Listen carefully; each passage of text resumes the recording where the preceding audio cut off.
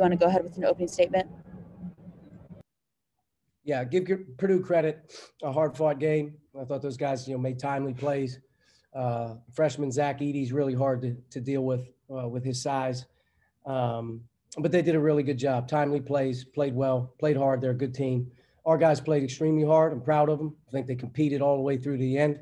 We're just struggling shooting the ball. At the end of the day, if you look at the first half and you go 1 for 13 from 3, probably about 11 of them, were good looks. And you make 2 or 3 of them, it's a different game in the first half. But, all in all, in our last 2 games, 2.5 games, we're not shooting the ball well from the perimeter. And you're not going to be able to win in this league without shooting the ball a little bit. First question, Jeff. Hey, Coach, just to kind of follow up on that, I mean, how much of this outcome today was just basically shooting? I mean, was that really the key thing today? Yeah, I mean, without question, it was shooting. We're 1 for 13 from 3 in the first half. We go 4 for 10, but I didn't think the ones at the end, mattered as much. And free throws, again, free throws, especially, first half, early second half, they hurt us. They stop us from scoring when we're getting stops. If we're getting stop after stop after stop after stop and you can't score, at some point you cave in. We haven't caved in, even in our last 2 games. Really love the staying with it, love our attitude. I think we've played 2 of our hardest fought games in our last 2 road games defensively, and guys are battling hard. So we keep that going here. We're going to find a way to break back through, but at some point we're going to have to make some open shots.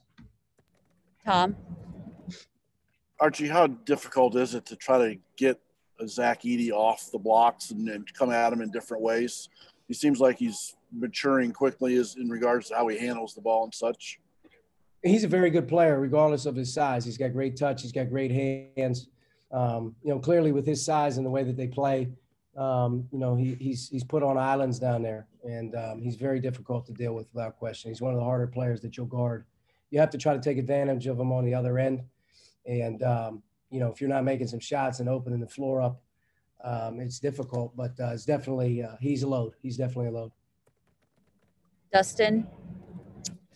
Race Thompson was obviously out for much of the second half of this one. Looked like it was maybe an ankle or foot. Just what happened to him, and how tough does it make it when you can't, put him in the lineup? Yeah, Race hasn't been a part of what we're doing since the Michigan State game. He had surgery on Wednesday when we got back. He hasn't practiced at all. Gave it a go today, which you got to proud of him. I mean, he's given us everything he has all year. I believe he rolled an ankle there late in the second half, midway through the second half. And then when he went back in, he asked for a sub. So we'll have to see it. I don't know if it's any more than an ankle, but definitely couldn't continue. Looks like last one we have is Greg. Archie, who got that technical foul? I'm not sure who got the technical foul. They explained it to me that it was on the bench. I have no idea what was said. I know there was no warning to me.